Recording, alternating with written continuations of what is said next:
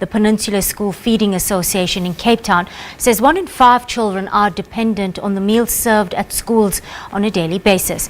The association feeds over 26,000 learners across the Western Cape daily. It's celebrating its 60th anniversary this year. Westlake Primary is among the 146 schools serviced by the Peninsula School Feeding Association. Over half of its 711 pupils are dependent on the meals provided by the feeding scheme. Educators say that for many, it's the only source of food. It is of crucial importance that when the child is seated, for that child to concentrate and receive learning, they need to be comfortable. And if the child is hungry, there is no way that the child will actually concentrate and pay attention in class.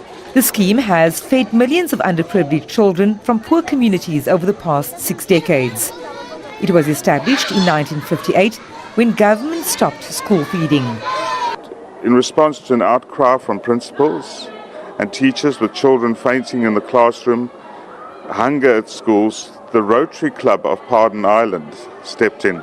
They're now called the Rotary Club of Table Bay. They stepped in and established the Peninsula School Feeding Association.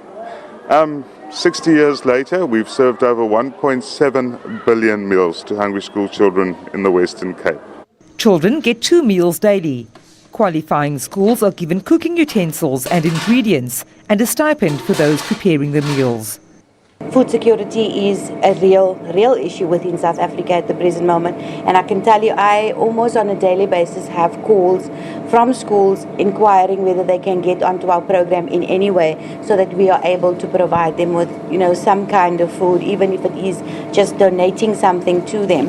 So for us the reality is that 1 in 5 children on a daily basis, the meal that they eat at school is the only meal they are going to have for that day.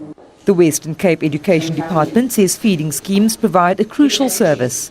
But of course we all know that the quintile system isn't a true reflection of poverty, and many of our learners are coming from very poor families to schools that are classified in a higher quintile. But they still aren't able to get adequate nutrition, and the Peninsula School Feeding Association helps out immensely with those kind of learners.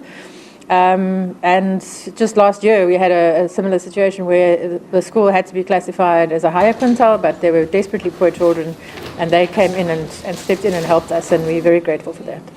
The association says that a nation of 450 rand can provide 2 daily meals per child per year. Vanessa Puna, SABC News, Cape Town.